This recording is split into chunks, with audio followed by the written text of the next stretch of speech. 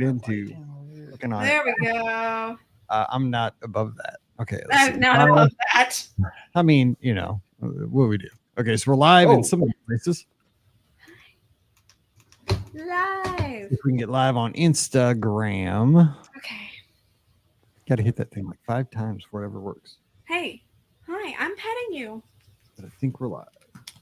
Oh, we're live on YouTube because my phone just said watch. Yeah, we're live on Insta because my phone just said we're live. Mike, so it's funny. Like, you are ahead of like the game for some people. I feel like one of my poker guys that actually lives in town. He was on Twitch way before you were, but that's like where he did all his streaming.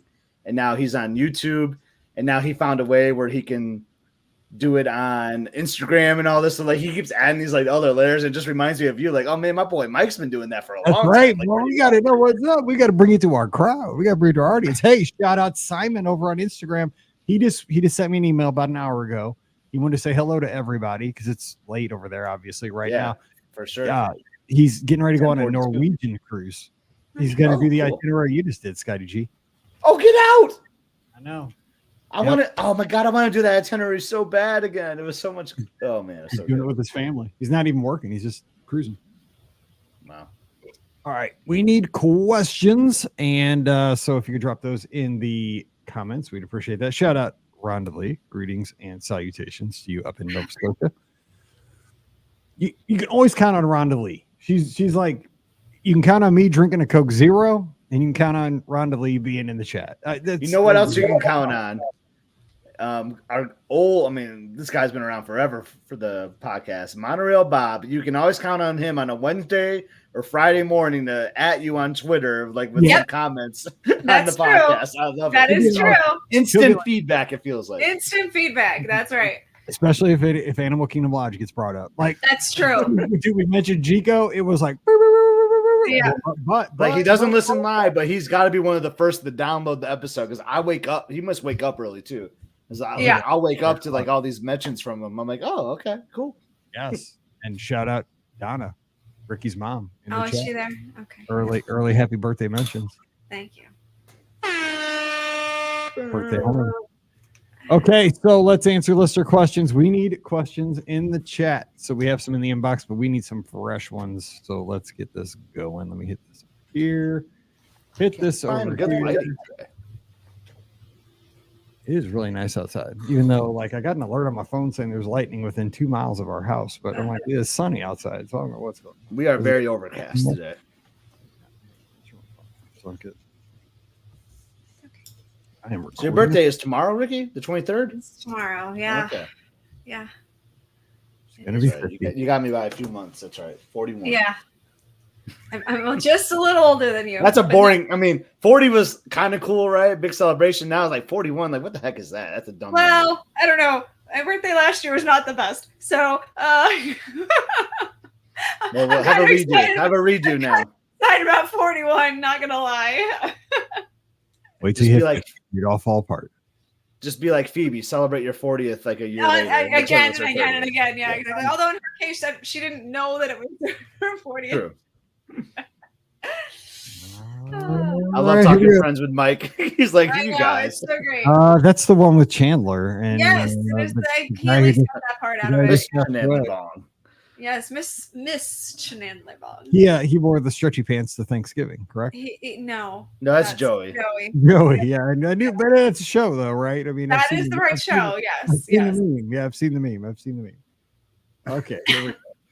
Yeah, I'm up for it. All I remember is the drunk day after tequila, and Scott was just all about the show. You want to know about Friends? I was you were as well though that day. Absolutely, that was the best. That was the day where I talked to our stateroom host and didn't even remember till the next morning, and I was out like I was starfished on the bed in my underwear talking. Flying squirrel. Okay, here we go. Let's do this. 25, 26. 44-1, and here we go. Welcome to episode 2526 of the Be Our Guest Walt Disney World Trip Planning Podcast. I'm your host, Mike Rallman from BeOurGuestPodcast.com and one of the senior agents over at the Magic for Less Travel. Happy Wednesday to you. Hope today's show finds you well wherever you are in the world. Maybe you are at a Disney destination, waking up to a beautiful sunrise, maybe at Disney's Pop Century Resort. Maybe you're out at Disneyland, waking up at Disney's California Adventure, or maybe you're on, let's say, the Disney Wish, getting ready to pull into Castaway Cay. We can all dream, right? Most likely, you're probably in your kitchen making a brown bag lunch, getting ready to head to work. That's probably what most of us are doing. So let's just hope that that's where we're going to be headed here soon. So today we're getting together to answer your listener questions and have some fun Disney talk to get us through this midweek. And today, the crew's together. We're going to have a great time. So joining us from down in Georgia, and she's you can find her over at the mouseforless.com and a DisneyWorldAfterAll.com, where you can get a lot of Lightning Lane strategies right now. I checked it out earlier today. We have Rikki. Rikki, what's going on? Yeah, I've been working on it. So since Lightning Lane does, well, as of this, the Lightning Lane starts today. So I mean, do we get a horn for that? I mean, yeah, let's get the horn going. Lightning Lane. You need some thunder to go off so that first lightning. Or is it a? Yeah, that doesn't work either. I don't know. I mean, it could be. We'll see. Yeah, it could be. I mean, I still think that Disney's missing the boat by having Lightning McQueen as the, they had Genie before. You could totally. True. Yeah, well, you're right. Why is it? Ka-chow! Yeah. So anyway, but yeah, if you are looking for some really helpful strategies on how to potentially, use Lightning Lane at Walt Disney World, I've got the strategies going. As of recording, I have Magic Kingdom, Epcot, and Disney's Hollywood Studios done. Of course, by the time this airs, I will have had Disney's Animal Kingdom done as well. But it takes a look at kind of general strategies if you've got young kids, strategies if you're kind of more the thrill seeker, that kind of thing, and it kind of looks at what the best options are for people to choose for their, because it's tiered again, like the original Fast Pass Plus was. It's kind of like for those who are unfamiliar with this new Lightning Lane Multi-Pass and Lightning Lane Single Pass. It's kind of set up as a mixture between Fast Pass Plus and Genie Plus. So it's like the child of the two. So it has pieces of both, and so of course everybody is going to be curious about what the best attractions are, because it's tiered like Fast Pass Plus was. So there are some attractions in that first tier that you can only choose one of, and then there's some attractions in the second tier of which you can only choose two of. And the interesting part that I still haven't figured out, although from what it sounds like it will be free game at the point of once you've used supposedly your first Fast Pass. That is what we're saying in the clubhouse. We're having Lightning Lane, and that's what people say in the clubhouse. After as long as you use your first Lightning Lane, and I think it probably would need to be the Lightning Lane in that tier 1 category, you can choose a tier 1 Lightning Lane option again. So, which was a complete different thing from the last time, because you couldn't, I don't think, choose a tier 1 before, could you? Or I don't remember. And here's the thing. Here's why, and I'm not just saying this to promote the clubhouse, but I am shamelessly doing that right now. BeOurGuestPodcast.com/clubhouse. It's a real live chat room. Yeah. And we have some of the greatest strategists, no kidding, in there that are we've been breaking this down ever since the announcement came out about a month ago now. And so today's the day it goes hot, goes live. We'll have people in the parks. And so you want to know how this is working in real time? Come over to the clubhouse, and just if you're there, let us know. Give us feedback. How's it working? If your boots on the ground, and benefit the group. Exactly. That's always a helpful thing. And the strategies will be updated as the day goes on too. So, because as I learn more about how things will actually work, I'll start to update the strategies. So they're going to be around. They're going to be your go-to guide. Moving forward, if you're looking for tips on how to best use Lightning Lane Multi-Pass and Lightning Lane Single Pass. Yep. Still getting used to the terminology. We'll get there. And by the way, one more thing. Happy birthday yesterday, Rikki. Thank you. Thank you so much. As far as I know, Brian took me out to a very nice dinner, and we went to play putt-putt, I think, at a place that's local here. That's kind of like an adult putt place. So we had a babysitter, a good friend of mine from work came to watch Lucy. And so, yeah, Brian, I believe, should have taken me out for a very nice birthday. You take the girl out of the Midwest, but you can't take the Midwest out of the girl. All right. Exactly right. We have Scotty G from Must See Adventures. So 2 out now at your favorite place, which is YouTube. Check it out now. Scotty G, what's going on? Happy Wednesday. Happy Wednesday. Happy belated birthday to you, Rikki. Mini golf. That's your date night. That's right up my alley. Like, I love it. Adults only, so you probably have like if you choose to, you can have a cocktail or have some good dining. I like it. That's right. Yeah, we'll see how it goes. Yeah, it should be fun. I've seen this place advertised before, so it should be an interesting experience. So yeah, I'm surprised that there's not like an indoor. Speaking of that, and tying it to Disney, I'm surprised there's not like an indoor mini golf setup at Walt Disney World because of the rain, right? Like you get the showers or even the heat. Like I'm surprised they haven't tried to do some kind of like cool like. It's kind of like Disney Quest. I got it. Right? That's exactly what I was going to say. You know where they should put it? They should totally put it in where Disney Quest was. Yes. Yeah. Scott, you and I are on the same page. Yeah. They should bring back so many great things. Like it was just Disney Quest was fine. Put an indoor golf place in ESPN. I mean, why did they take out the ESPN zone? And throw a diner in there that's open 24 hours. Yes. You got this, Disney. It's like a Dave and Buster's diner / mini golf play area. I mean, yes, that's it. That's it. So we are like 7 minutes into the show. We've already given you all the lightning lane strategies that go into effect today. By the way, you must update your My Disney Experience app for this to work. There's another hot tip. So just there's the hot tip. Until you do that. There's another free tip that you got to know for today. We've already solved the hot. You wouldn't be hot. You'd be air conditioned. You wouldn't get rained on. You could do like, they do like the glow in the dark. We had this at the mall, we had this mall called the Mills, which has been bulldozed years ago, but it was like glow in the dark mini golf. It was the coolest thing ever.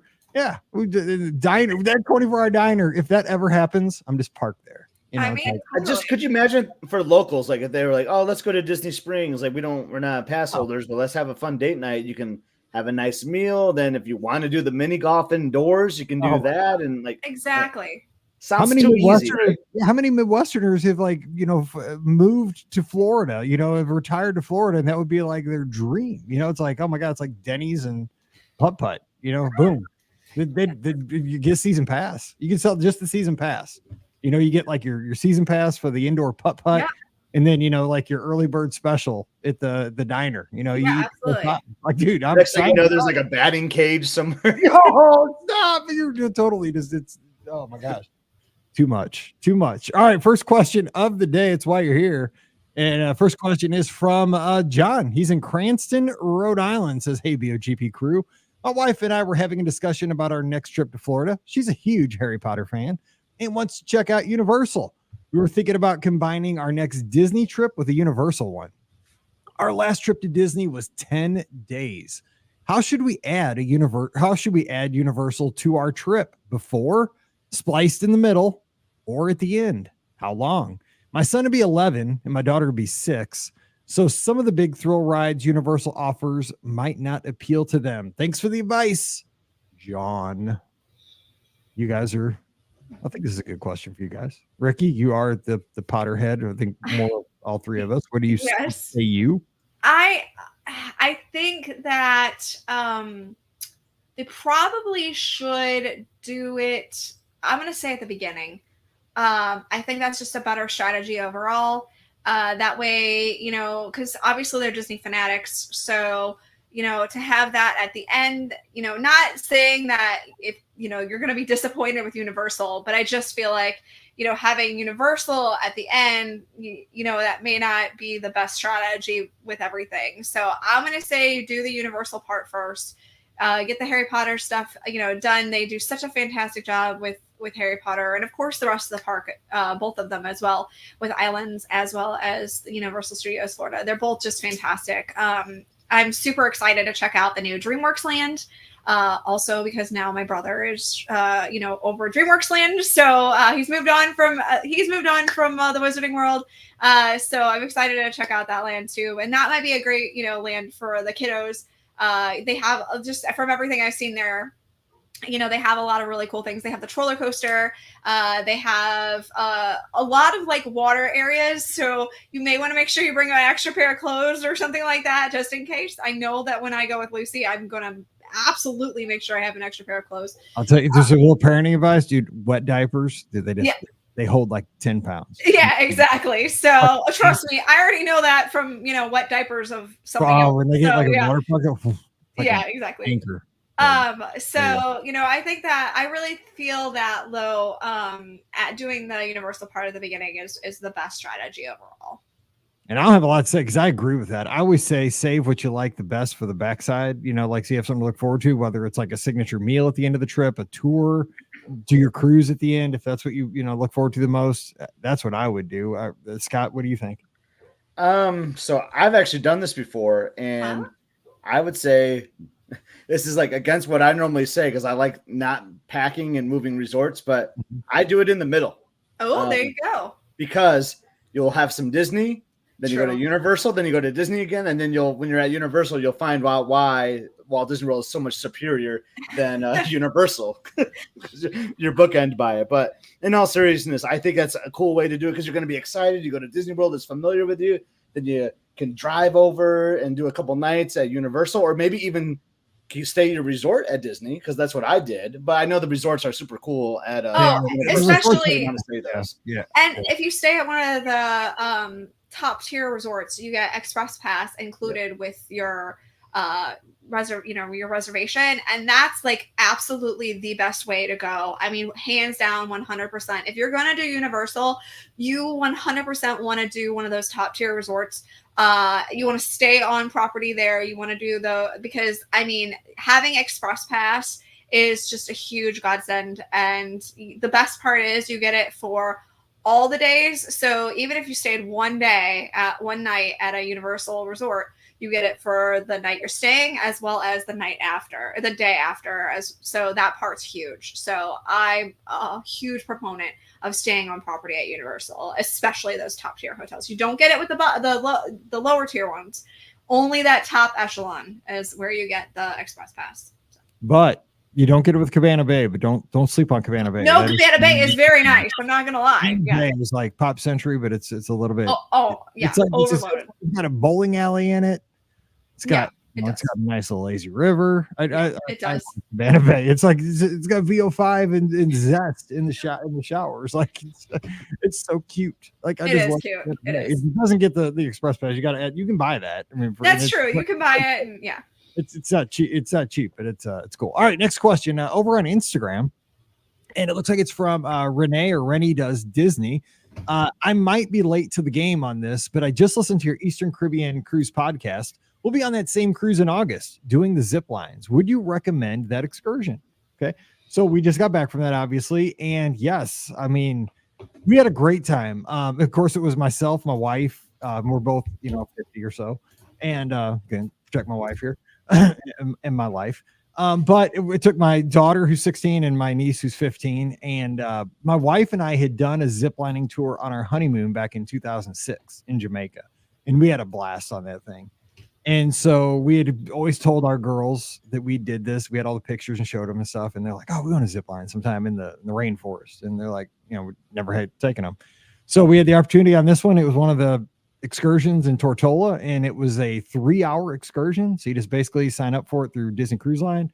You get on and Jared, one of our great friends, shout out Alhambra, Illinois, Jared and Stacy. Hey, but they did the tour right before us because they did the same cruise a couple months before we did.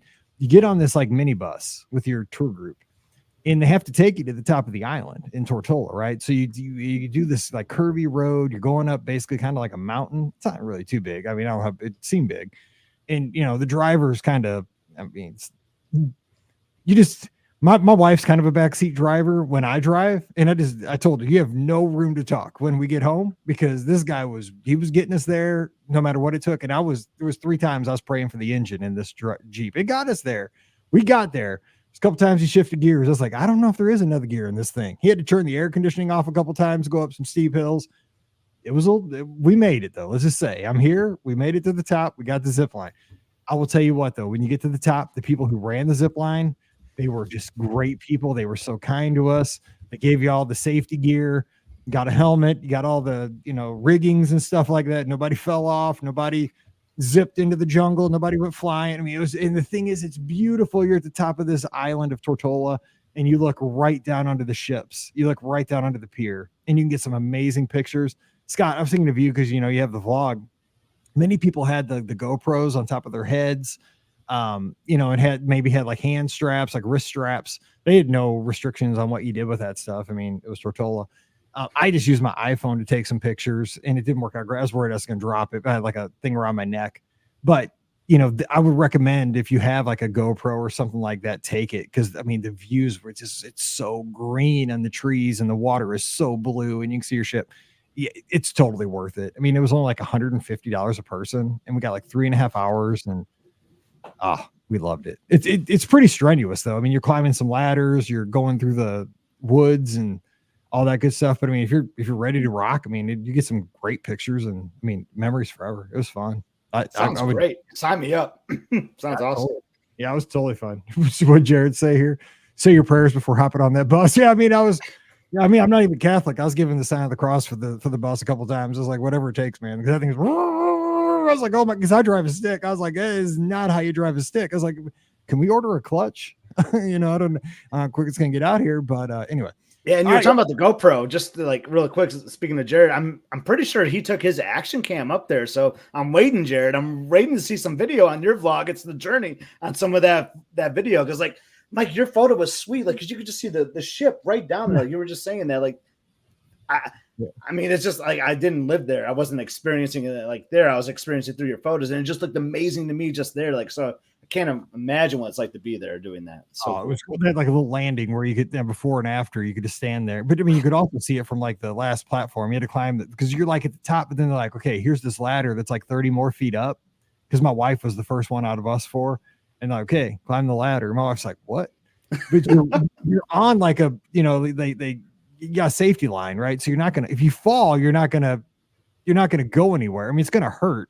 But you're not going to probably die because you're roped in. You're probably not going to die. I love it. It's not going to be comfortable. But you're climbing this big ladder to like because I was like that has to be like the pro high dive up there. Like we're probably not going to that one. Oh yeah. That was the last one. Jared will know. I was like, we're going up there, and then my wife was like, I was like, well, I guess I'm going because there's like 15 people behind me. I'm like, you don't want to hold. You're stuck at that point, right? Yeah. Peer pressure. Yeah, it's absolutely peer pressure. So whatever. It was fun. That was great. I'd totally recommend it. All right, Simon over in the UK has a question. I'll kick it off and hope this hasn't been asked yet. What do you think might be announced at D23 for the parks? Josh Tomorrow says it'll be like nothing we've seen yet. So I'm not really into the news and rumors kind of stuff with D23. I mean, I just kind of wait and just see what happens. But Scott, do you have any? Because again, there's been all that news. It's kind of died down over the past couple of months that, there has to be this huge investment in Florida. I mean, millions and millions of dollars, tens of millions of dollars over the next 10 years or whatever.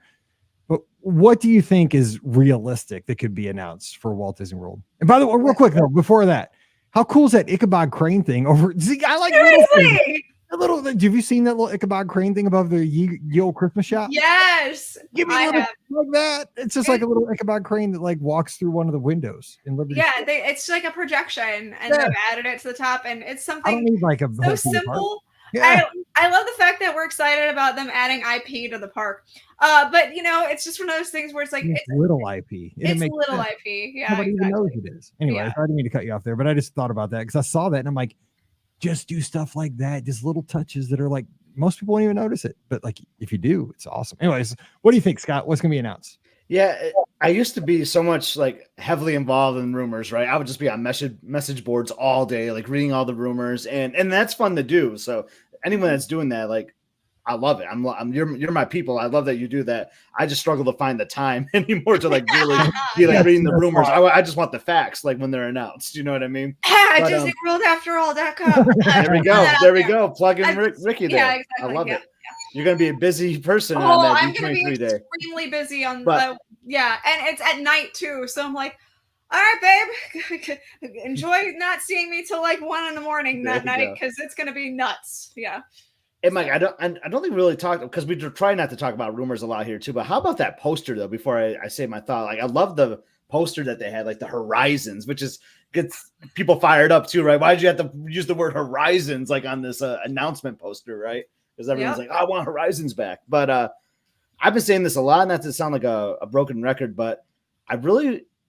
And I think there will be something announced for this because they're not doing anything with the space right now. But in Animal Kingdom, I want something to be announced for that theater, right? We've had 2 kind of flops, even though I loved Kite Tales. I thought Kite Tales was a really fun show. Such a trip. But like, I want my drone show there so bad. I want my, I call it like animals on parade. Just use like Disney animals in the sky. You're at Animal Kingdom. Like, hello. It seems like a no-brainer for me. So I'm not saying this is more like a want list, but I think we're going to get, but I'm truly believing we got to get something there because there's got to be something for Animal Kingdom. I know they're doing some other work in there, but I want to see something in that theater. Oh, and the thing about that real quick, we'll go to Rikki here, is with that particular wish or request that you're saying, that could be something that is done immediately. Yeah, exactly. Right? That's not something that they have to have construction for 3 years and file permits. Like a drone. And you're exactly right. Like the theater is just been sitting there. And it's like, how many guests walk past that and like, what's the show tonight? You know, because I mean, like we're in the know, like we talk about this 4 times a week, you know, and if people listen to the show, they have all, you know, you're listening to probably 4 other podcasts and reading, you know, 3 blogs and watching 4 other vlogs, you know, like you're in the, you know, all this stuff. But the family that's from Ohio for the first time, they walk past this massive theater in Animal Kingdom, riding Expedition Everest, probably like, oh, there's got to be some kind of killer show here tonight, like, right? What are you gonna watch? You know, and there's a show here in 5 years, you know, or 3 years, you know, since Kite Tales or whatever. Time goes fast. Yeah, exactly right. I mean, a drone show. I mean, at this point, it's almost plug and play, you know, because everybody's got one. That makes sense. It just saddens because you know that I'm very passionate about Animal Kingdom, and I know they're doing some other great things there. But like, if you don't want it to be called a half-day park, you know, if you want people to stay there at night. Like you got to have something in that theater. And I know you've swung and missed twice, technically. I mean, even though I thought Kite Tales was fun, but and it has to be at night because we know that theater is blazing hot during the day, right? Yeah. It is toasty. And speaking of like walking by that theater during the day, not to go on this topic, but like I kind of chuckle when I see people just sitting on those benches, like in the middle. I agree. Like, what are you doing? Like, you just go up to 7-Eleven in July and sit in their parking lot and drink a Slurpee, like just because you're a sadist? What are you doing? I know the awesome ice cream truck is right there, so people might go and take their ice cream there, but their ice cream is going to be melted by the time. Oh, it's going to be soup. Yeah, soup. But I always wonder, like, who are those people that are just sitting there, just looking at the sun, blazing in the sun? Nah, I'm not in enough pain. Let me just add to it. All right, Rikki, what do you think though? Because I mean, you are the one that reads all the stuff and writes all the stuff. What do you think? I do, yeah. Although this year, I feel like I don't know if it's just because we've heard a lot over the past couple of years. I feel like the rumors are kind of like not super rampant this year. Maybe that's just me, but like I really don't feel like there's a lot of rumors because I feel like we already kind of know. It's just we have to get confirmation on what the actual pieces are going to be. You know, I agree with Scott. I think a nighttime show for Animal Kingdom would be huge. You're right, Scott. Like it is still such a half-day park. You know, Brian and I just spent, you know, a good chunk of time at Disney. And, you know, the day we were supposed to go to Animal Kingdom, it was hot, just so hot. And so we're like, yeah, I don't want to go out in the middle of the day to Animal Kingdom because, again, that's the only time you can go is in the middle of the day. There's no nighttime ability. Like, they're still closing at like 7 o'clock in the summer right now. That's ridiculous. So, you know, that they need a nighttime show there. I can tell you, I haven't been to Animal Kingdom since, and I go out fairly, on the regular. I haven't been like 6 or 8 months. And you know, I'm hitting, you know, Epcot, Magic Kingdom, Disney Hollywood Studios almost every time. So that tells you right there. There's just, it's super hard, especially with, you know, I feel like Lucy too. There's not like, I mean, yeah, I could take her to the animal exhibits and stuff like that, but that's still the park she hasn't been to yet. So I would love to see a nighttime show there, have the park open in the nighttime. You know, even I feel like, you know, Kite Tales was, you know, kind of kitschy, but I guess even if they did something similar to that with like light up kites, I feel like that would be interesting, or they could do a drone show, or there's so many different things they could do in that space at night. They just have to do it. And I know that they're probably, they had all their eggs in the basket of Kilimanjaro safaris at night, and they had, which definitely didn't go anywhere. And then they had all of, the whole nighttime at Pandora, which is so cool. You just don't ever get to see it unless it's winter, so that part is super disappointing too. I really hope that they give Animal Kingdom the love that it absolutely 100% deserves. That park needs more than just, 2 attractions, a retheme of Indiana Jones and whatever Encanto thing they're doing. I mean, it needs at least 3, things for sure. Well, I know that they're getting the Zootopia thing too, but which we haven't heard anything about. So I'm sure that will be announced at D23. But that park definitely needs a lot of love. And I hope that it gets it at this year's D23. It needs so much. So that's my hope too. I, like Scott, really hope for Animal Kingdom to get a lot of love, because I want to go to the park, but I want to go at night. That's when I really want to go to that park, is I want to visit it at night. And I can't, which is super disappointing. And I think, of course, we're going to see, the stuff for a Magic Kingdom announced, the whether it's going to be Coco, or I've heard rumors of Radiator Springs, but I honestly don't think that they can do Radiator Springs back there, just because it's, we deal with so much rain at Disney, and you can't do Radiator Springs with that. Test Track closes all the time because of rain. You can't do Radiator Springs back there. So people will be super disappointed all the time with that attraction being down. So we'll find out. I'm excited. We'll see. Oh, and of course there's going to be a lot of stuff announced for Disneyland too, I'm certain, because they have that whole project that they have going on too. So I think it's going to be a lot of stuff overall announced. It's not just going to be for Walt Disney World, and I wonder if that's going to be disappointing to a lot of people. I think you're going to get a lot of Disneyland and a lot of Disney Cruise Line too, because you're going to have, I think, a lot of the Destiny stuff announced as well with that. So what I'd like to see for Walt Disney World's a resort or two. Let's go. Yes, please. How about people? I mean, more beds. You know what I'm saying? More places to stay. Because how many, Scott, like he said, he's going down for his trip in November. He'll stay at every one of the resorts. Yeah, there's that. So, new place to stay. I think we're all looking for a new, just a new theme. And also it doesn't have to be a deluxe this time. No, a new value. I would love to see a new moderate, right? New moderate, yeah, like a fifth moderate, yeah. They could do both. Honestly, they could probably really do both, a value and a moderate, and that would be perfect. They're not gonna. Right now, be a good time for it. Not nothing political or anything, but the economy. I think right now, if you introduce you're building a moderate resort, I think it just hits people in the right place right now. Yeah, we're trying to find inflation's high, whatever. We're trying to, everybody can't stay in a deluxe, but this is going to give you great amenities at a great price. It's just everybody's doing that. Everybody's trying to, find a good deal. I know, but what's going to happen? You're going to get your wish, Mike. You're going to get the new resort, but it's going to be a new Disney Vacation Club. Yeah, 100% going to be a DVC. Oh, absolutely. I want a coupon. You know what I'm saying? I don't know. It's I don't know. I just want a good deal. It's but they're not going to give me a good deal. We're gonna take the Grand Floridian and build another tower at the Grand Floridian. Yeah, exactly. Third tower at Grand Floridian. Yeah. All right, let's get to the next question. It's from Jeremy. He says, "My wife and I, along with our 2 now adult children, are going to the world in February 8th of 2025.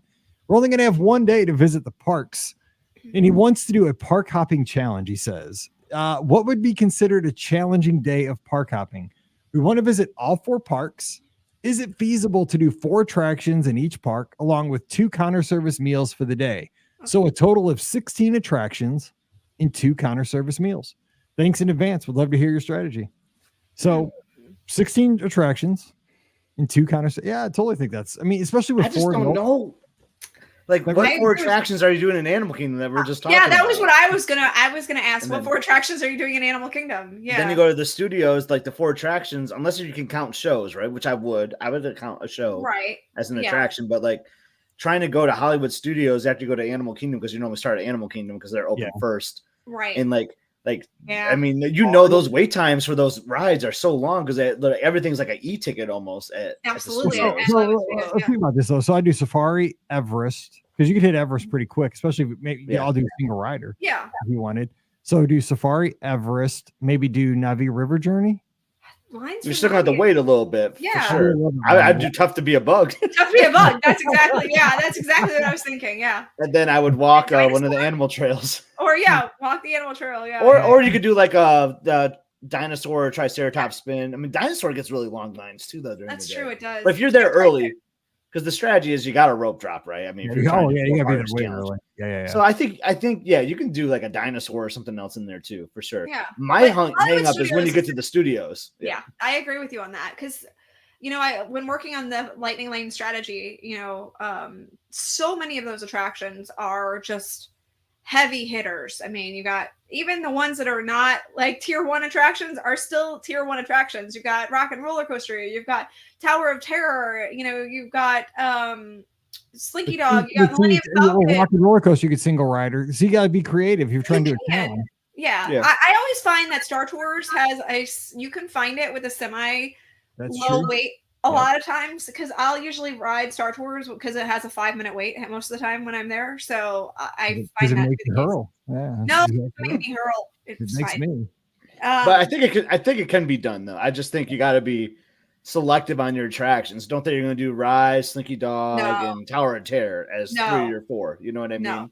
So let's go with what do we do at the studios? Probably I'd probably do Star Tours, Rock and Roller Coaster if it's open, single rider that. Yeah. So what else would be reasonable? I would do Alien Swirling Saucers. Yeah, Alien Swirling Saucers. Or Toy Story Mania. One of Toy those. Story Mania And now there is a single rider line at Millennium Falcon, and of course now there is a single rider line at Rise of the Resistance. At least they're testing it. I don't know if that will. And I would totally have Lightning Lane multipass. Or I would say you might have to just do some Lightning Lane that day too, for sure. Yeah, I would totally. I mean, because if you're doing a challenge, you got to have that.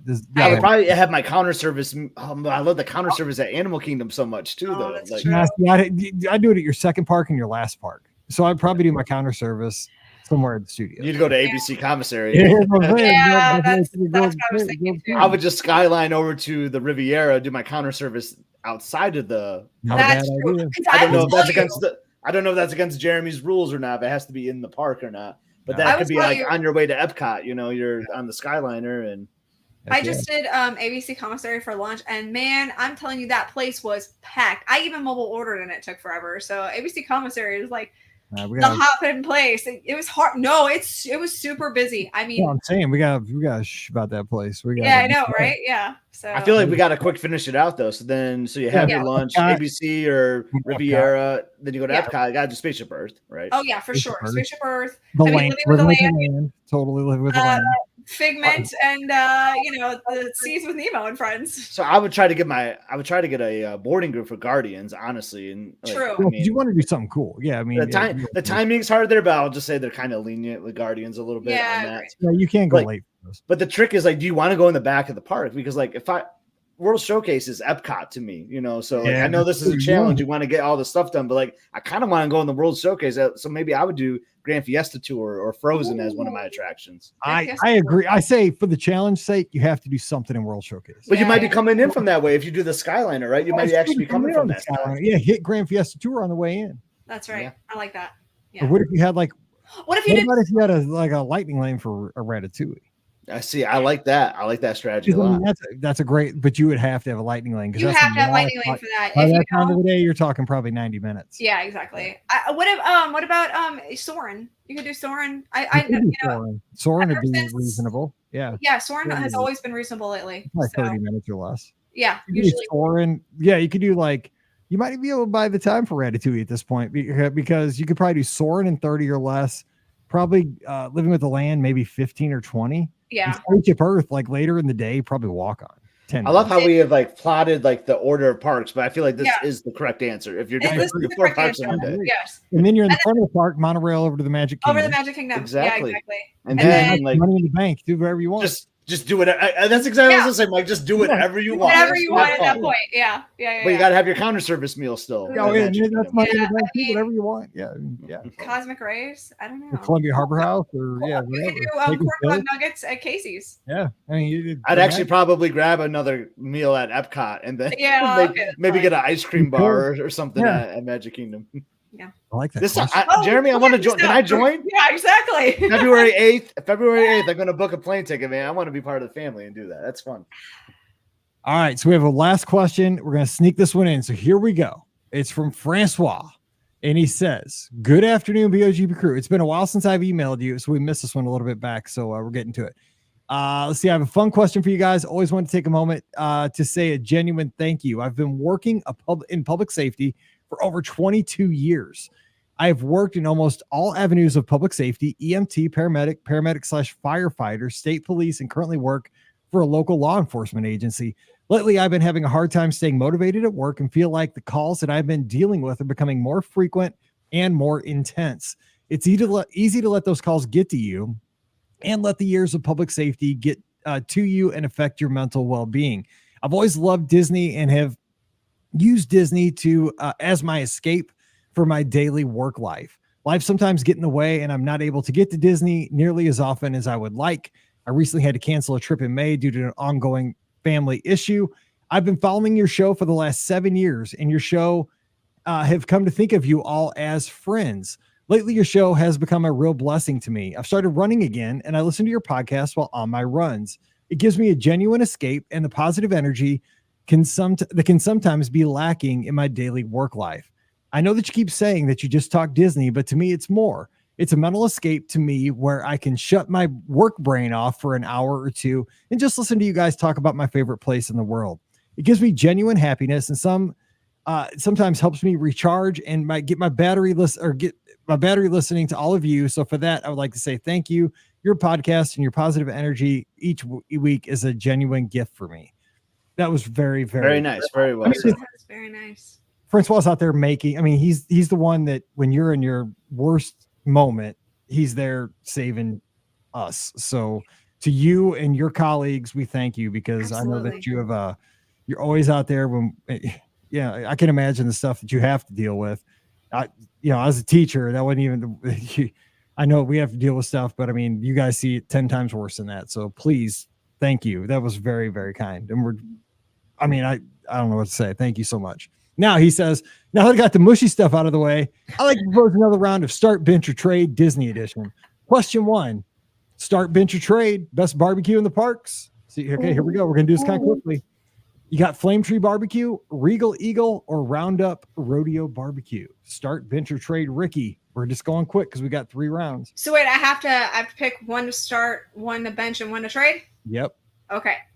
All right. I think I'm going to start Regal Eagle because I just ate there and had a fantastic meal. By the way, they switched it from garlic bread to cornbread now. So just a heads up. Oh, dude, that's an upgrade. Yeah, I was like, she served me the plate, and I'm like, where's the garlic bread? And she's like, oh, we do corn. We just switched it to cornbread.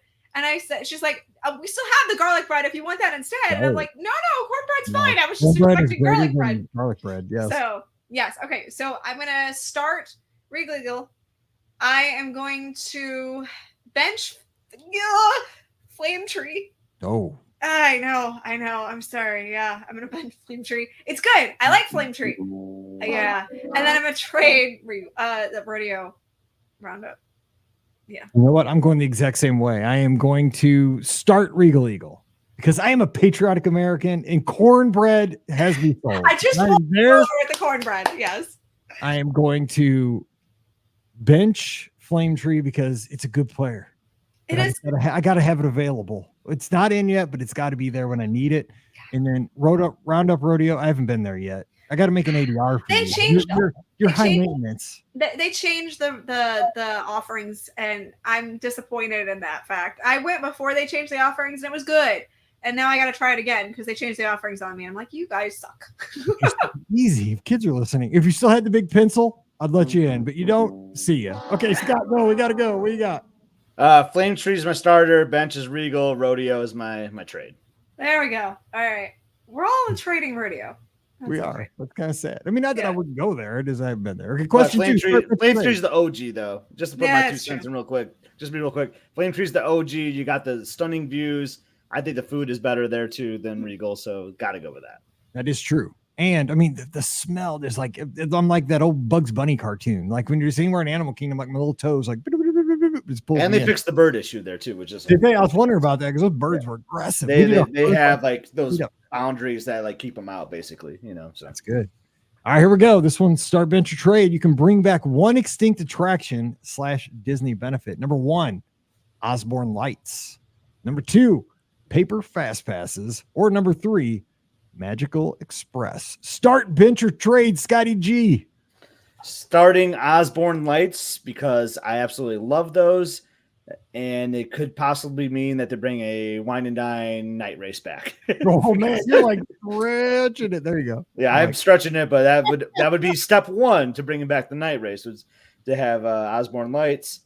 I will bring back the order you said it. Then my bench will be the paper fast pass, and I'm trading away Magical Express. That was tough though. That was tough. Rikki, what say you? What are you doing? Start Bench Trade. I think I agree with Scott. I think I'm going to start Osborne Lights because, I mean, there really was nothing like the Osborne Lights. I mean, period. It's just, you can't describe how just incredible that was. I think I'm going to, yeah, exactly. I have a great memory with your family too with those, Mike. Sorry I interrupted, Rikki. Yeah. But, like, I think about when our family started hanging out, Mike, like we went to the Osborne Lights. That was like our first time together in the parks, I think, because we met on a cruise. And like, so just so much nostalgia there. Like, I just love so many great memories with Osborne Lights. And I just always think of your family, Mike, with the Osborne Lights. Actually, I've met there's actually a bunch of our listeners that like I have my very first like core memories pictures in the lights. Yeah, I'm like, okay, Rikki. No, that's good. I like it. And then I think I would bench Fast Pass. That one was tough though. And then I would definitely trade. I guess that would be what's left. The bus situation, which hurts, but like I run a car hurt so much now. So like, but my younger days, man, that would have been my starter. I know, right? Yeah, the younger days when you have no money and you're like, I really like the free transportation. Not that I don't like the free transportation now at my age, but still, yeah, I drive usually now. Okay, so I'm with you. I'm starting the Osborne Lights because they were the essence of magical seasonal offerings. Like it changed Disney's Hollywood Studios. It was an absolutely different park when the lights were there. I mean, it was oh my God, they played the Mannheim Steamroller came on. They danced. It was just like, it's Christmas. I loved it. So it was great because we're starting them. We are going to bench, so I have it there available as needed. Like I said, get in there, Magical Express. I need you. So, and I'm doing that for the benefit of our listeners because you are giving these listeners aneurysms right now. I know. I'd trade them. We need a free bus service back. And then I'm getting rid of the paper fast passes. I love them. Don't worry. I love them too, but somebody's got to go. And sorry, you have been DFA'd. Sorry. All right, fine. The last one. Question 3. I love this, Francois. Great question. Start Bench Trade, best running loop or trail on Disney World property. You got the Boardwalk Resort Loop, the Hourglass Lake at Pop Loop, or the running loop at Caribbean Beach or the Riviera. All right, I'll leave this one off. Let's see here. I will start the Hourglass Lake Loop at Pop Century. I love that one. I don't know why, but I just do. Sometimes I see like balloon, like hot air balloons in the morning. I like that one. I will put on the bench the Caribbean Beach Riviera Loop because I know at the end I'm going to mobile order a Madame Croque over a Primo Piatto, so that is waiting at the end of that long run. And as much as I love running beach yacht and boardwalk, it's a beautiful one. I am trading this one because I'm trading that stupid hill over by the Swan and the Dolphin. I hate that hill, and it is out of here. So get out of my car and my dreams, as Billy Ocean said back in the day. Out of here. You're gone. So that's my pick. Rikki, what would you do? I mean, given that I've run all of these, not at all. Nope, that's not my idea of vacation. My idea of vacation is sitting on a pool chair. But I'm starting to get there. I'm starting to see or a bed, asleep, which is usually where you'll find me. Okay, I guess I would probably, as much as the hill probably stinks, I would probably start the boardwalk loop only because of the fact that I feel like there would be enough to distract me on that loop because there's constantly things just happening there. So like I wouldn't feel like I'm running as much. I would probably bench the Pop Century one, and I would probably trade the last one, the Riviera and Caribbean Beach. Yeah. Okay. All right, Scotty G, bring us home. Last answer for the day. All right, and it's going to be in the order that Francois sent them to you. Got to start with the Crescent Lake Loop. That is my absolute favorite, actually second favorite of Walt Disney World.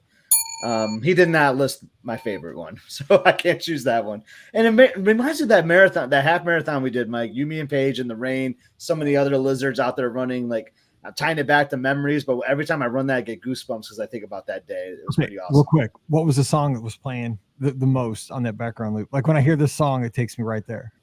I mean, the Rocky theme, right? Yeah, exactly. Yeah, gonna fly now, dude. Gonna fly. I was gonna say gonna fly, and I was like, is that right? Is that so? I went Rocky theme. We were in the rain, and I'll add on because you can extend your run too if you want to go to Hollywood Studios, which I really like to do. Yeah.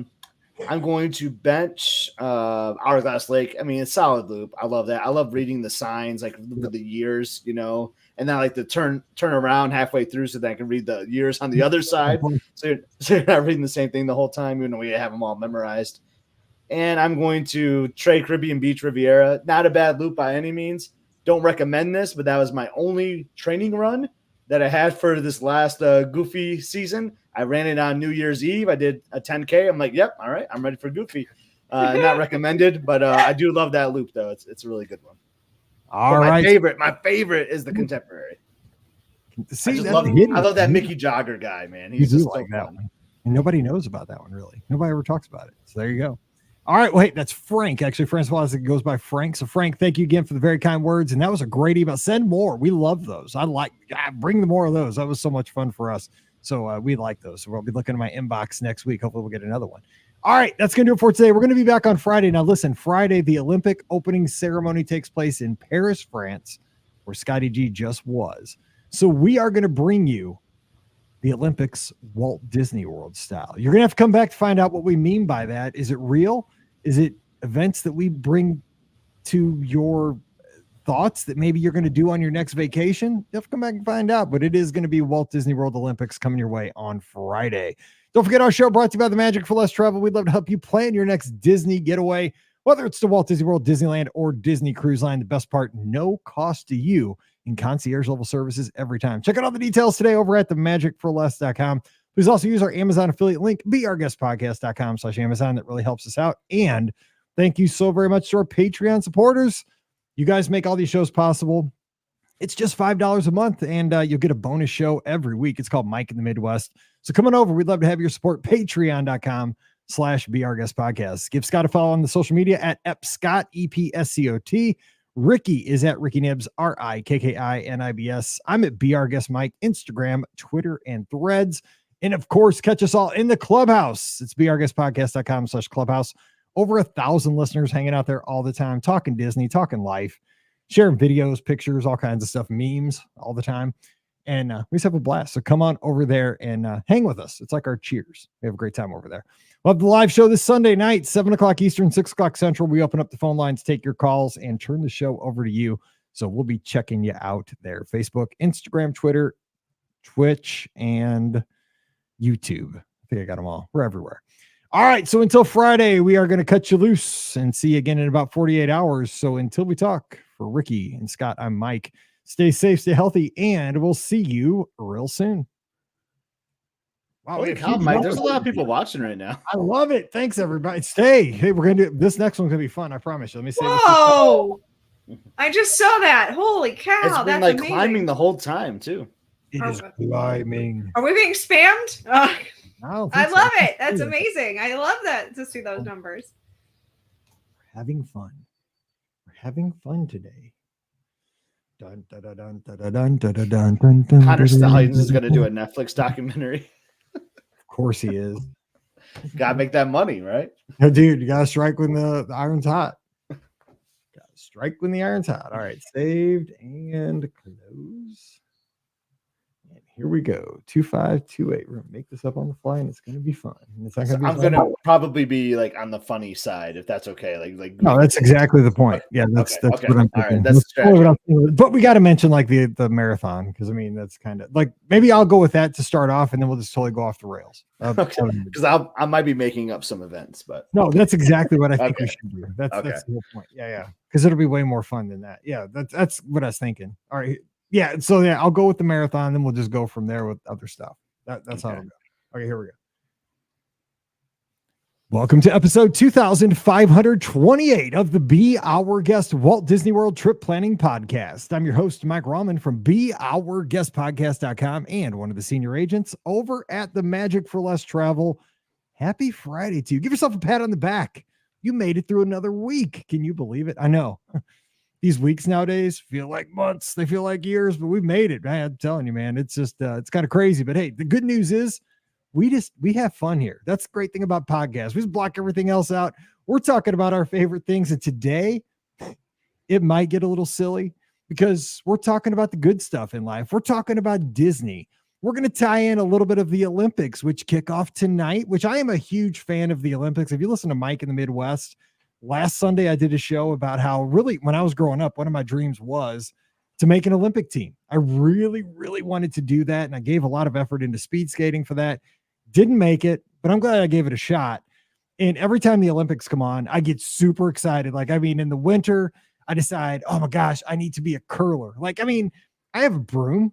Like, I have a rock. I mean, it gets cold in St. Louis. We have ice. Like, I could learn how to do, I could sweep, you know, and like, I could get in a bobsled, you know, I mean, I could steer my Jeep. But I'm like, I could find an event to be in the Olympics still as an old, tall dude. I know I can't, because these are the best athletes on the planet. They're well-oiled machines. Hey, wait, isn't Snoop Dogg participating in the Olympics this year? Because I swear I've seen his picture, like an official Olympics picture. No, he comments because he commented on that steeplechase thing last time around. That was a whole thing. But anyway, let me finish my thing here. Sorry. I was just saying there's still hope for you, Mike. Don't make me mute you. I'm on a roll. Okay, so here we go. So the Olympics are getting ready to start. And so we got the opening ceremonies tonight, if you're listening, as the show comes out. I'm super excited I'm not really excited about the Olympics opening ceremony. That's just all pop and circumstance. We're talking oh, that's the best. Whatever. I like the events.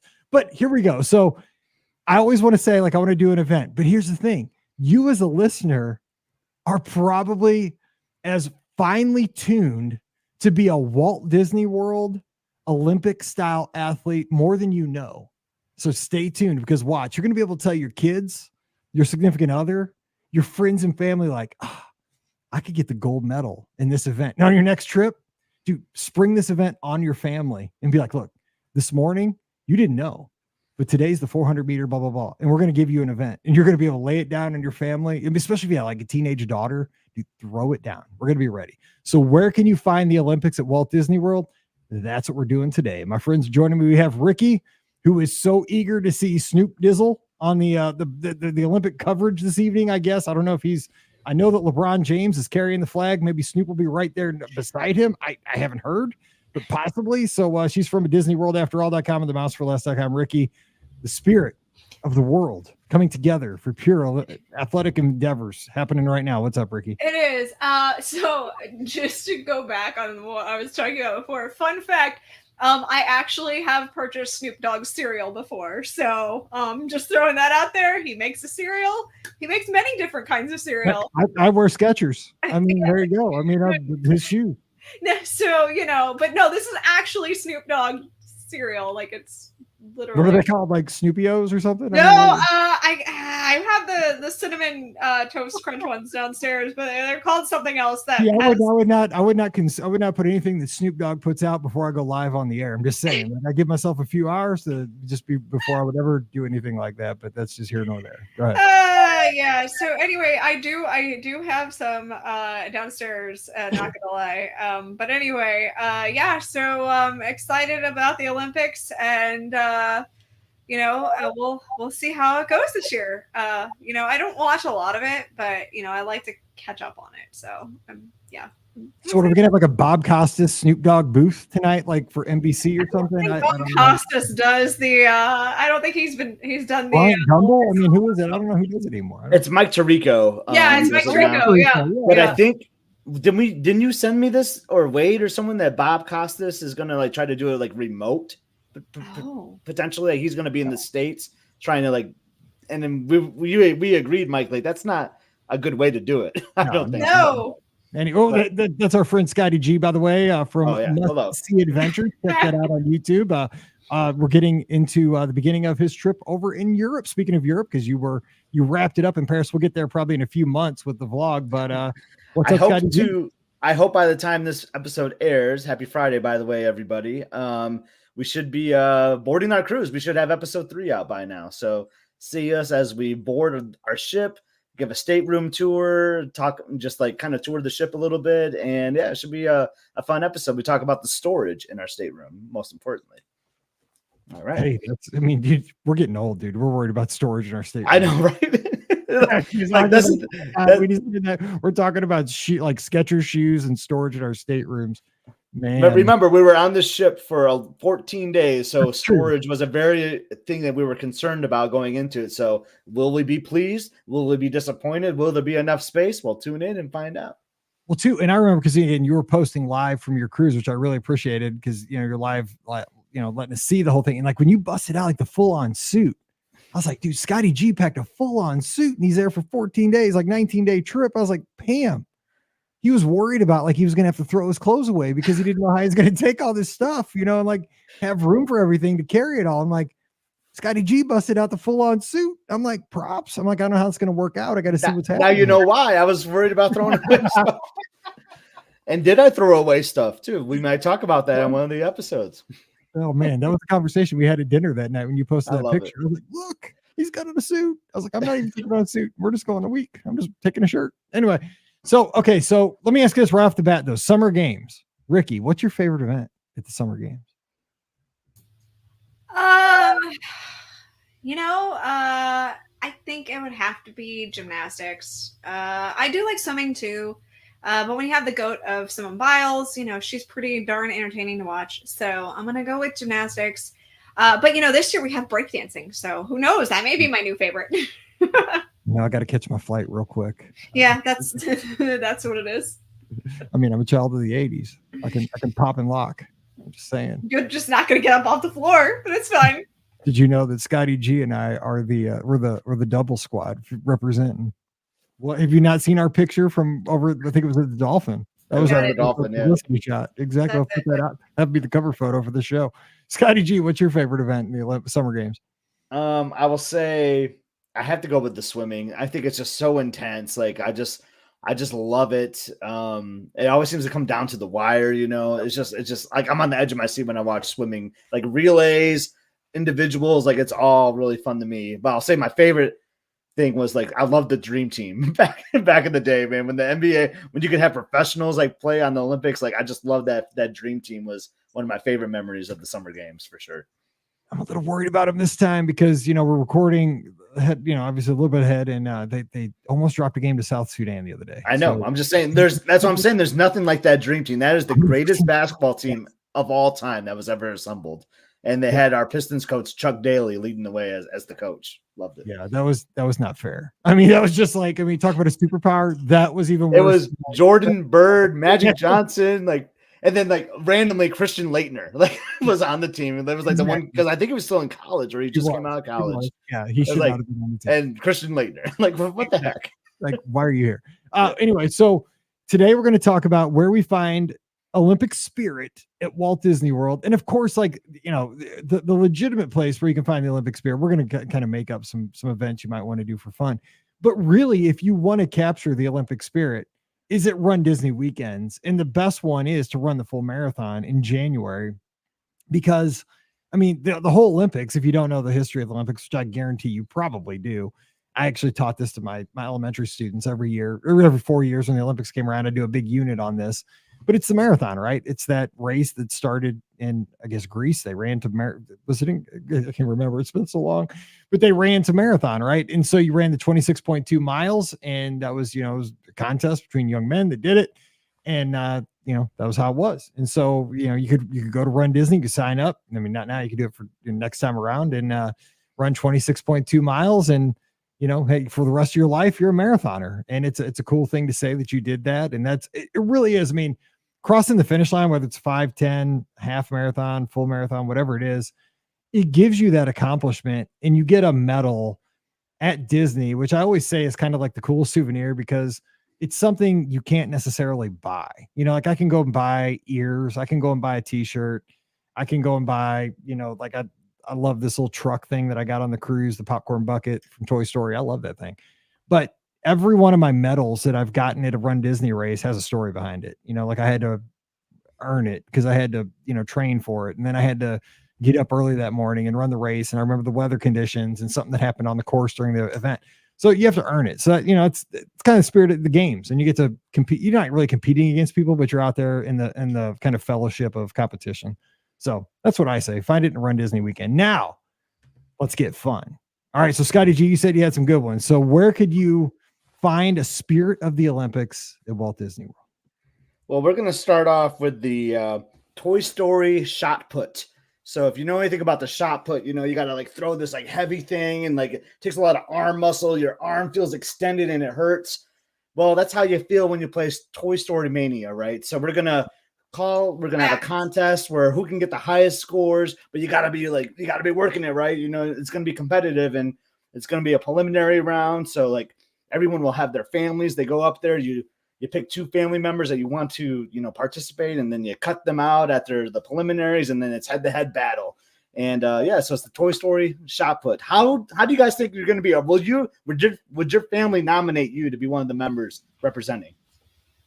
Oh, 100%. Yes. I beat, minus my brother, maybe. I beat every family member I ever played against. So yes, 100%. And I do give all on Toy Story Midway Mania. Like I mean, my left shoulder, and the thing is, like, I always try to decide whether to go righty or lefty on this because I was a left-handed pitcher in high school, and I do some things left-handed, but I do some things right-handed. I'm pretty ambidextrous with a lot of things. So that's an advantage on this attraction, right? Because, I mean, you get about 80% through the attraction, and that's where you're starting to feel it. You're like, should I quit? Because I'm in pain, but I'm at a theme park, and I'm paying all this money to be here. Like, do I need to be in pain? But then you're like, the inner coach, like the inner John Wooden says, don't be a wuss. Like the pain is just, it's temporary. Like seeing your name on that screen at the very end and yakking it up with everybody else around you and the other cars, that's forever. Like you get to take a picture and post it on Instagram, man. Suck it up. So then you just keep, and I mean, Tommy John surgery is pretty common nowadays. So just stick with it. I mean, I think you can recover in like 9 months. You'll be able to come back and ride the ride again. Your trips are pretty spread out. You'll be able to get the Tommy John and good to go. I mean, rotator cuffs are overrated, I think. I don't know. I think so. But so you might be the family member that proceeds, right? I usually don't win though. That's the thing. I think people, and I know some of the tips and tricks, like, the volcano, you got to hit the lava and then all the balloons pop out. No, well, don't tell me the trick. I don't know anything about these tricks. I know some of them, but for some reason, and I know, like, here's another thing. Like, I don't waste my shots on the warm-ups. I like when you're not getting points in the warm-ups, dude. I'm not wasting my not using that energy, I'll do right? a couple, but not. No, yeah. I don't need that. I'm not sucker. I'm not wasting it on the warm-ups. Emily is funny. I always play with Emily, it seems like. And on that last round, you're going do, and the thing comes up, and the more you hit it, the higher the value is. She always goes to mine because like I'm faster, and then she'll switch over to mine and start using that one to like steal my points, kind of. Ooh, that is sneaky. That's not in the spirit of good sportsmanship. I know, but you know what? Sometimes they cheat in the Olympics. That is true. That's how we do it in the SEC. If you're not cheating, you're not trying. But I didn't come up with a clever name. I just call it the Toy Story shot put. But yeah, I think all of us can appreciate that and can understand how you have to train for such an event. Oh my gosh! I mean, you should be right now. If you're going down, you're going to take this on. You'd start lifting. Yeah, start lifting. All right, Rikki, what's your event? What are we thinking about? Well, I mean, I feel like this is something that, you really could do. I feel like mine is not as fun, but it's totally something I've seen them do in the parks. And also at the resorts too. And that's going to be the Cornhole Championship. Sometimes when the parks, when the traction is down, like right now, I think they have it happening at outside a test track, and I think I saw it happening outside of Spaceship Earth not Spaceship Earth, Space Mountain a couple of weeks ago. But like the cornhole championship, I'm surprised this really isn't an actual Olympic event, because it's such a huge popular thing, especially down here in the South. But throwing bags is just a huge a fun thing that you can do, and it takes some skill, and it takes actually, like I played at work sometimes, and sometimes I get lucky, and can get the bag in the hole, but most of the time I'm way wide. So I feel like this is a really good thing to add to the parks, or add to the Olympics even. It's part of my park Olympics for sure. I mean, it's just fun to do, and if you're playing, you're having a good time. I feel like you may be terrible at it, like I am, but I feel like you have a good time. For the Disney World version, though, you must have a Dole Whip in your hand. Like, I mean, like when you, because like, this is a great tailgating game, right? Especially like an SEC country. I'm sure it is in Big Ten country as well, up where Scott is. Like everybody has to have like a red Solo cup in the other hand. Like that's kind of like the deal. So like in the Disney World version, be like, you got to have like I would say like a Dole Whip or like a Mickey bar. There has to be some kind of a modification. At all times, like you can't switch hands for your bags or anything like that. You have have to commit which hand is holding the delicious treat at all times. Yes, I give you that. Yeah, for sure. Yeah. Okay, so I love this idea. What's funny? Go ahead. I was just on a European cruise where they actually didn't call it cornhole; it was called bago, which made us laugh. Bago? It was called bago, and I think like twice. Because we did 2 sailings, I think twice on each sailing they had bago tournaments like in their sportsplex area, and like it was crazy signups, like families signing up, and they had the whole thing like figured out to a science. But when you said that, Rikki, I was like, oh my god, like I've seen them do this like on ships before too. Like why not bring it to Walt Disney World? Absolutely. Why not bring it to the Olympics? I think it would be a great Olympics. I think you have an opportunity to like not call it cornhole because they switched it up to bago. You can come up with some clever like Disney exactly name, I think. I think that's a good call. Yeah. So were people, had they seen the game, or was it a novelty on your cruise over in Europe? No, people knew it. I mean, we had mostly Americans on our ship too, everyone thought it was funny that it was called bago. So maybe that's what they call it in the UK. Like, I don't know, but they had to set up where like 5 families would go at a time, and they had different places you had to shoot from, right? So there was like a short shot, a medium, a long, an extra long, and then you would just tally up your points, and then the next group would go on, and then it was basically like whoever had the most points at the end. So it was kind of cool. Yeah, that's good. A game of skill. Actually, my event is going to be a game of skill. It's not a game of endurance. It's not a game of strength. It's a game of skill. And I've actually seen this game play out many times in many counter service restaurants. And in this one, our event venue is going to be the Backlot Express at Disney's Hollywood Studios. This first one's going to take place in your mind. Picture a dad. He's got a family, 3 or 4 kids. They're starving. It's like 2:15 p.m. on like a Wednesday. Dude, he blew way past lunch. These kids were hungry at like noon, but he had to go see the parade. Or there's no parade, but he had to go, one more ride on Tower of Terror. Then, kept going. Like, let's go see Batu. I just want to check it out. Let's go take a picture in front of the Millennium Falcon. It's my childhood dream. Dad's childhood dream, not the kids. Kids are like, dude, I'm so hungry, Dad. I'm dying. They're famished. And finally gets the Backlot Express, right? Tells kids sit down. They sit down to get a table.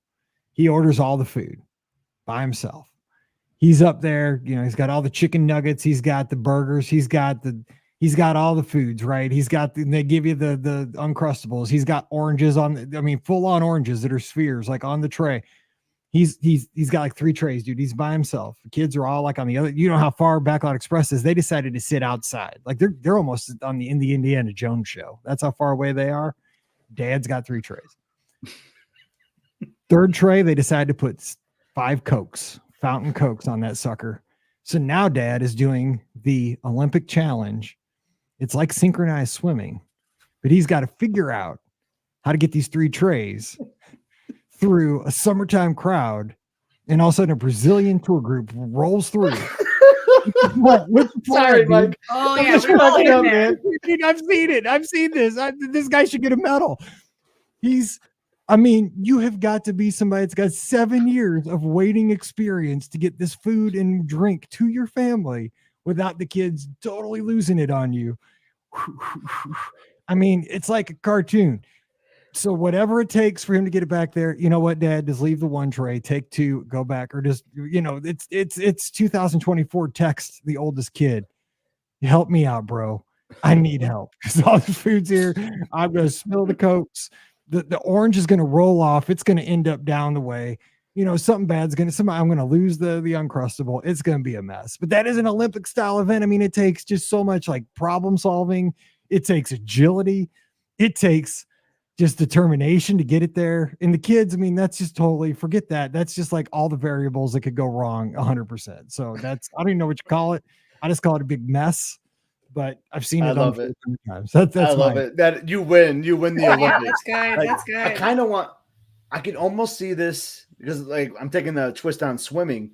You have the individual, but I can almost see this as a relay as well, where like you have like absolutely. You have all the Cokes, and then you have to hand it off to the next person. And at the end, you have to pour the Cokes into a container, and whoever jar is filled the most is the winner. Oh my gosh, that's like the elite level. That takes it. That's the team sport. You got the individual competitions, and like the next day you come back and like, okay, today is the team competition. It's the Joneses against the Smiths. Yep. Yes, I like it. Backlot Express. That's totally it. Yeah, we're at the Backlot Express, brought to you by FanDuel. Yeah, totally, 100%. This is awesome. We got betting odds on this. Yes, exactly. Will Dad make it? It's 2-1. That Coke is going to end up on the floor, and they will be cleaning this up. And there's going to be a piso mojito, this little tent right next to there. That is so good. Anyone watching the video, I was trying to hold back my laughter for like 2 minutes because I knew where you were going with it. It's so funny. Oh my gosh, I've seen it so many times, man. I feel, and when I see it coming, dude, I know like in my head because I've seen this so many times. I'm like, dude, we're gonna have more. I know, like I'm like, Mallory, stay here because this is gonna be a 2-tray order, and it's gonna be those big. Because everybody orders the large Cokes. Oh, those things are like mini buckets. Yes. And then if it's the center of gravity is all messed up. Nope, you're staying here. Don't go try to sit down and rest and get on your phone. No. I need help. And Dad tries to do it by himself, tries to be a superhero. I give you credit for trying to be a superhero. Not going to work.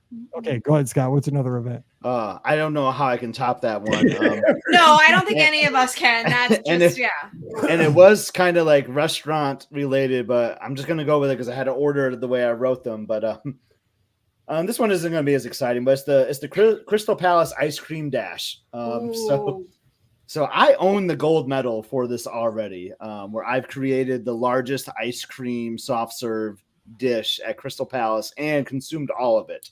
And that's kind of what this is, except, you got to bring, so it's a little bit like food contest / endurance because you have to do some running as well. So you're going to be back up against the wall and a horn's going to go off like a timer. And then boom, you got to dash up to the ice cream machine. You got to fill it. And there's going to be like a fill line, right? So you have to get it to the right length. You got to have the right amount of ounces. Then you got to run it back to your seat. And then you got to eat the whole thing, So, so you got to be able to eat a giant ice cream, but you got to be quick too. And you don't want to spill it either, because then you're disqualified. You have to start over again. So you got to make sure while you're running it back to your seat that it stays balanced on that cup. But it's going to be tricky because it's going to be huge, right? Plus, too, not to interrupt you here, you got the brain freeze factor in there too. Oh my God, that's a serious factor. Because a lot of these events will have pain associated, so you got to overcome that problem. Yeah, how do you overcome that? I have a little trick. I'm not going to share it because I want to win this competition. But brain freeze is a serious factor, Mike. I didn't even think about that. But what they're going to have to do is they're going to have to roll in other ice cream machines too, because there's just like the one, and you're going to have 4 contestants go at one time, kind of like you would see at a swim meet, right? So everyone's going to be going at the same time, and you preliminaries, you advance to the next one, and so on. But I'm ready to sign up for this. I feel like I've been training for this event my whole life. I'm a big guy that runs the marathons and eat ice cream, man. I can do the running. I can take down some ice cream. I can pour a nice ice cream in a bowl. So I'm ready for this event. The Crystal Palace Ice Cream Dash. Let's go. Sign me up though too, because every Friday night and Saturday night we go to DQ. So I am trained for the ice cream. Peanut butter parfaits have been my life, and now the I forget the brownie buster something that I get that's next to it on the menu. And I mean, like when you watch those hot dog eating contests, sometimes the like skinny dudes like can like surprise you. Dude, I mean, for real. I probably wouldn't win because like a brain freeze dude gets me. Like Brain freeze. I get brain freeze. I tell don't get locked up. Don't get I'm dead. Don't get locked up on your way back to your seat, because then you're trying to balance this tray of ice cream, you know. And if you get like a Charlie horse or something, Mike, which I know you get, like, boom, you're down on the ground. You got ice cream all over your clothes and all this, and then you got to start all over. DQ'd. Yeah, totally. You might as well not even try at that point. Yeah. I mean, DQ'd, and then you can go to DQ. Yeah, exactly. I'm not even talking Dairy Queen. I'm talking disqualification. That is a good event, and I would take getting DQ'd in that event. Okay, Rikki, go ahead. One more. I am going to actually say that I kind of competed in this one just this last trip too, and it was actually so. It's going to be the popcorn bucket challenge, okay? And it was completely by mistake that I competed in this one, but it worked out, and I think it's going to be a really good event. So, I have purchased the Stormtrooper helmet popcorn bucket. Right, Brian is in love with this thing. It holds so much popcorn. I know that Disney doesn't have it right now, but if they ever bring it back, like seriously, you want to pick up the Stormtrooper one because it holds so much popcorn. So anyway, I was getting that refilled, right? And then I saw that they had of course, the Pizza Planet popcorn truck, and I'm a sucker, and I was like, well, I'm gonna have to have that one too. So I ended up having 2 popcorn buckets that I'm carrying around the park, trying not to spill said popcorn as I'm moving around the park. And I was luckily on my way to the exit at that point, because I was headed back to, that's why I had the popcorn bucket to bring it back to Brian, because he'd been working all day. But, I was like, okay, I got to get back to my car and not spill these 2 buckets of popcorn. So I'm just saying, the popcorn dash is a real thing. So you have to get 2 different kinds of popcorn buckets, because the one has kind of a lid, but it's not like a full lid. So if you tip that sucker upside down, popcorn's going everywhere. And the other one, it doesn't have a lid. It just has the cardboard container, and the popcorn, is sticking out of that. So that one's a little more challenging because it's the shape of a car, and you got to try to not spill the popcorn that's loose already and sticking up already, all over the floor too. So there was definitely some skill involved with this. I very much was trying hard not to spill the popcorn as I walked my way out to the car. So this was a huge, you gotta dodge, weave around people. You gotta, really be careful. And every popcorn that you spill on the floor, every kernel, that's, a point off. So, you really gotta, this, I'm telling you, this takes skill to get this one completed. We've all been there. The popcorn's expensive, and you don't want. Well, it is expensive, and I literally have 2 buckets that I'm carrying with me. So, but they've got to be 2 different kinds of 2 different shapes buckets. They have to have, 2 different ways of carrying the popcorn. Because I feel like if you had 2 Stormtrooper ones and we're trying to carry the popcorn out, that's too easy. You got to have, it's got to be asymmetrical. It can't be symmetrical at all. So you got to have some asymmetry going there. So I like that. I 100% completed this one. I have no idea how I didn't spill the popcorn walking out to my car. No idea. Yes, we need to you got to start from say if you want to have a real competition, you start from the hub in the Magic Kingdom, the popcorn stand there. That's right. 2 buckets, and you got to make it out the under the monorail track. Exactly. I feel like that's good. I feel like no kernels on the ground. I've been training for this, I think, my whole life, because as you all know, I'm very famous for purse snacks, which are, keeping, I put snacks in my purse, and the goal is, of course, to make them make it home. So, I've been training for this my whole life. So having, the popcorn buckets are kind of like purses in a way. So I feel like this was a good competition for me. I'm just saying. So purse snacks translated to popcorn race.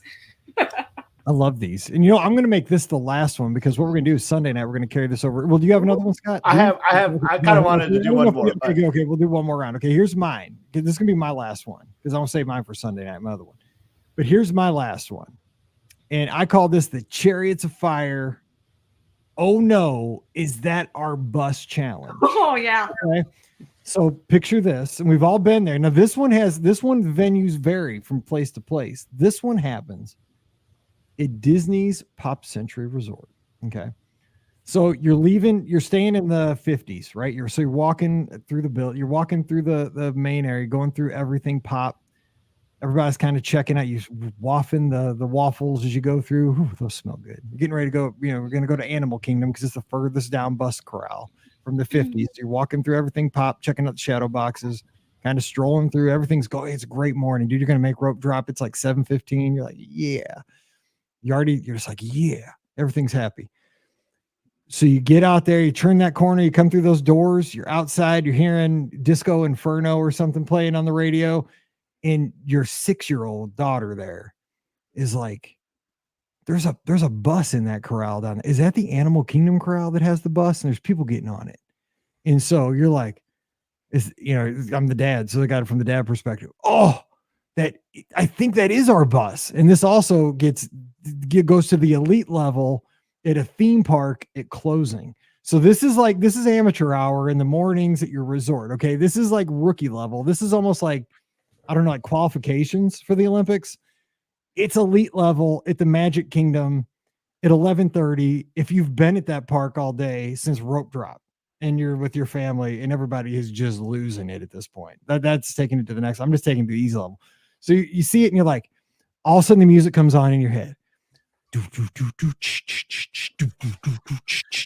And you're like running. You're not supposed to run at Walt Disney World unless you pay a lot of money to run Disney. Then you can run.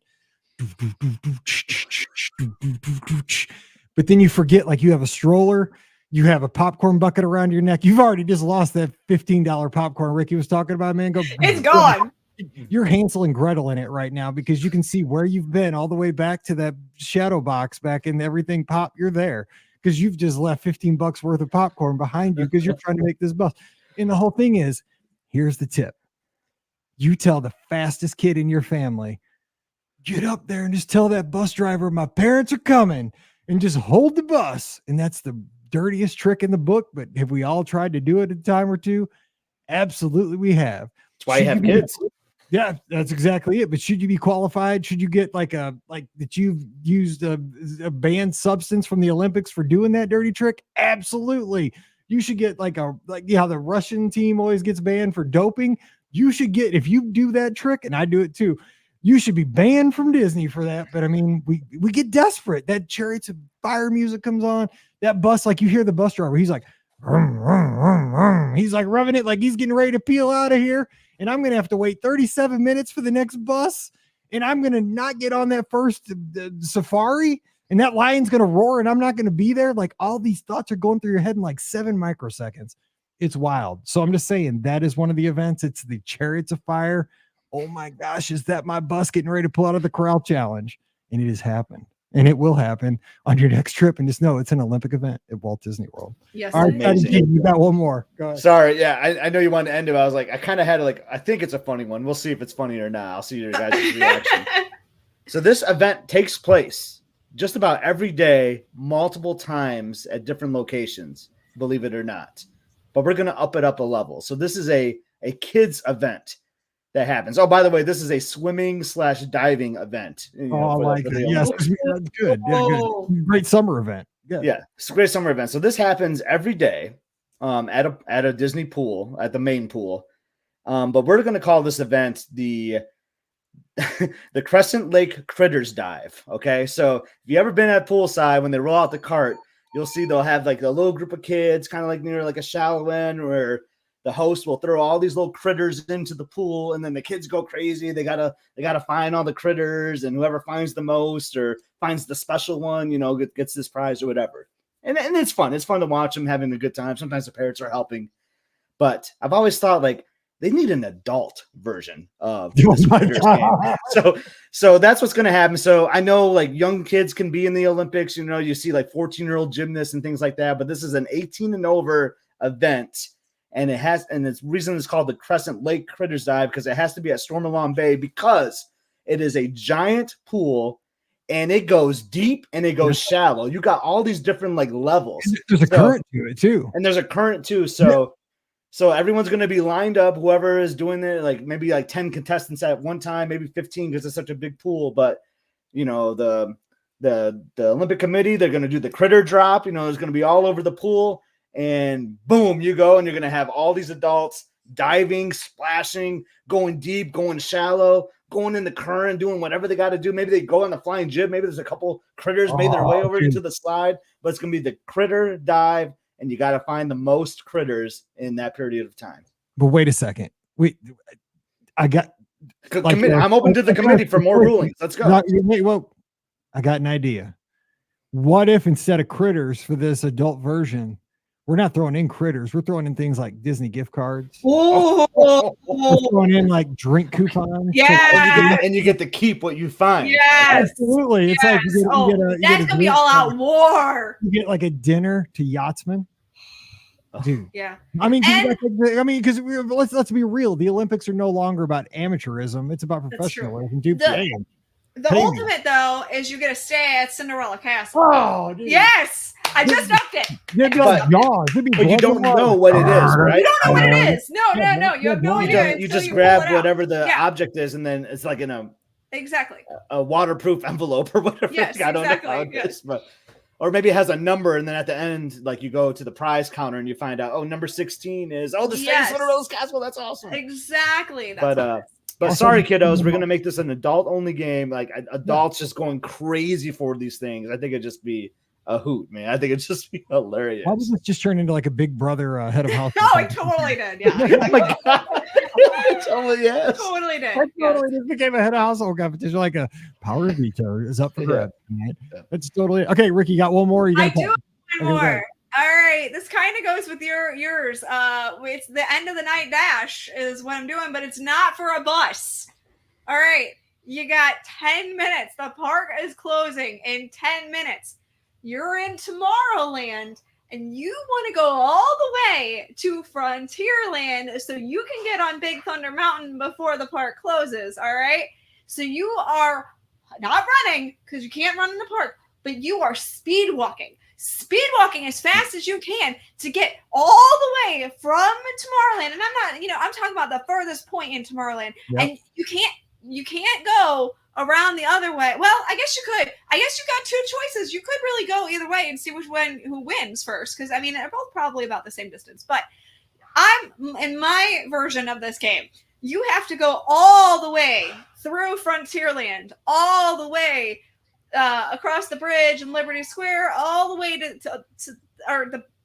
all the way through. You got to go Fantasyland, Liberty Square, and then Frontierland. That's the way you got to go with this. And it's a lot. It takes you a long time to get there. I'm telling you, I've done this run before. But yeah, it's not easy, and there's strategy in it because you got to decide, okay, how am I going to get there? Am I going to take the path by the water where I'm walking on the bridge, or am I going to go on the actual concrete path? What's the way I'm going with this? Because there's got to be some sort of strategy in this. So I've done this many times, and I think it's a great. But you've only got 10 minutes to complete this, so you got to get moving, and they will cut off the line. So Mike, you know who's listening to this, and a good friend of ours is like, "Oh yeah, I got this one." Oh, I know. It doesn't say this. You know who to go to as your coach, dude. I'm telling you right now because I was talking to him today via email. Go ahead. Yeah, Dave Lawrence, right? Yes, of course. This event was made for Dave Lawrence. That's exactly what I was getting ready to say. I'm like, I know who I'm going to for my coach, Dave Lawrence, dude. He's a professional at this, dude. Yes, he would kill people at this. But I would ask him what would be the optimal way though? The boardwalk? Because you're talking about that wooden, kind of boardwalk, or to stay on the blacktop. I don't know. That's right. There is strategy in this. Strategy too. But it's a little zigzaggy. But I probably to make it more interesting, you should have to have a full bladder, and it's do I go to the restroom or not? Facts. Oh yeah, because you gotta have a little pain. Every one of these events has some. There hasn't been any pain yet in this event. That's why I almost fainted in the line for Tiana's, because I did stop. I was speed walking because I was trying to this happened to me. I was literally speed walking from the monorail all the way to get to Tiana's because I had a 10-minute window, and I had to stop and use the bathroom. And so I did make the choice. I did stop and use the bathroom. Luckily, they still let me into Tiana's. But I'm just saying, this exact same scenario happened to me, and that's why I almost passed out in the line of Tiana's, because I think I overexerted myself. and not to like overshadow that, like that was a serious thing, and like yes, you it gave that was great PSA, but like just to make this more fun. I know it's your idea. This is why you bring it to the committee, That's Rikki, right. but I can just picture we need like Big L. We need country bears out there, like walking in the pathways too. Yes. Like yes, just getting like, in the way. You need all these hurdles. Yes, exactly. You know, wanting to stop and get a picture with you, and you're like, do I stop and get a picture? It's got to be really rare characters too, like not. The river Rex pops back. Like you're not even supposed to be out here anymore. You're extinct. Exactly. Got to be super rare characters, ones you're never gonna see, and you're gonna be like, do I stop and get maybe selfie real quick as I'm running through? Yeah. What about that? Do they still do that hoedown in front of your land? Yes, they do. Like the electric slide, and you're trying to like. They do. What? We need some ice cream on the ground too, like some like a kid dropped an ice cream. You need some like things that you can potentially slip on too. That's true. Yeah, that's true. Gotta have a chance of blood and ACL. 100%. Yeah. You got to do it really in come up cowboy with boots. something here. Yeah, you got to do it in cowboy boots, and instead of the Chariots of Fire theme, it's the Orange Blossom special. It's like it's like Riverside, whatever that is. I just know it's on a background loop. I don't even know. Oh man, all that banjo music. So anyway, that was fun. I like this. Well, hey, Sunday night, if anybody has events in the clubhouse, we got to keep this going because I love this stuff. I mean, totally. I think that's what you do though with your family though. When you're at Walt Disney World and everybody's kind of like, it's hot, it's tired. Make up an event. You know what? That's right. Not your kids. Kids will think you lost it, but they will. But they already did. Who cares? All right. So give us your thoughts. Come over to the clubhouse, beourguestpodcast.com/clubhouse. Let us know what you thought of today's show. I know we're off the rails. We definitely went off the rails. I mean, that's what we do. So give us your idea for an Olympic event and give us a call Sunday night. That'll be 7:00 Eastern, 6:00 Central. In all the places. Don't forget the show's brought to you by the Magic for Less Travel. We'd love to help you get to your favorite Disney destination for no cost to you and concierge level service. Check it out today over at themagicforless.com. Please also use our Amazon affiliate link when you shop online. That really does help us out. beourguestpodcast.com/Amazon. And thank you so very much to our Patreon supporters. For just $5 a month, you really do support the show. And just thank you to everybody who does that. You get a bonus show every week when you do that. It's called Mike in the Midwest. So please come on over this week. Patreon.com/beourguestpodcast. Give us a follow on the social media at Be Our Guest Mike for myself. Ricky's at Rikki Nibs, RIKKINIBS. Scott's at Epscott, EPSCOT. So check us all out. And of course, again, the clubhouse, beourguestpodcast.com/clubhouse. Check us out over there. All right, so we're going to get out of here and let you get on with the weekend. We'll see you on Sunday night for the live call-in show. You guys take over. Let's have some fun with that and enjoy the opening ceremonies tonight over in Paris. So until we talk to you again, you guys have a great weekend. Stay safe, stay healthy, and we'll see you real soon. That was a ton of fun. I like it. That was fun. That was wild. That was fun. I hope everyone likes it. I hope so too. I like that we just kept riffing off of each other with ideas too. Like we're just gonna make it more ridiculous. That was like the most fun I've had doing a show like in a long time. That was so fun. That was awesome. It was a good topic, Mike. That was cool. Yeah. That was cool. That was really cool. I think people will like it. I think it'll get a lot of conversation going too. So I hope so. I think so. You got me like 178 people are watching. That's amazing. I hate to Taco Bell, but I have to edit and go eat. I mean, thank you all for watching. Just go like me and Rikki can do another episode. Yeah, exactly. Me and Scott got this. We're good. You guys take over. You guys got it. Exactly. We'll watch Scott edit his next episode. Yeah, I know. That's actually what I'm about to start doing. That's true. Yeah, I know. I like this. Do you guys like the bloopers? Like I like to start with like a couple bloopers at the beginning. So I think that's a fun way to like draw people in. Well, not only that, but like, too many people do things as like serious to start with on YouTube. And I think like drawing them in with like, complete chaos is, the fun way of doing it. I think I think it's a really good idea for sure. I mean, I can make a 45-minute video. I mean, I'm sure you could. Yeah, exactly. But I think it's great. Yeah. All right, Mike, I know you need to edit. And Liz, I think just wrapped up dinner. Yeah, Brian's downstairs with a chicken and a baby. So 179 people, man. That's pretty awesome, Mike, on a Monday. Thank you guys. Awesome. Thank you so much for watching. Come on back Sunday night. We need you guys. We'll have lots of calls and we'll do this again next week. All right, guys. See you guys. Happy day, everyone. See you next week. But it's kind of my anniversary, so I kind of gotta celebrate that. So. All right. Well, have a good birthday. All right. Bye. See ya.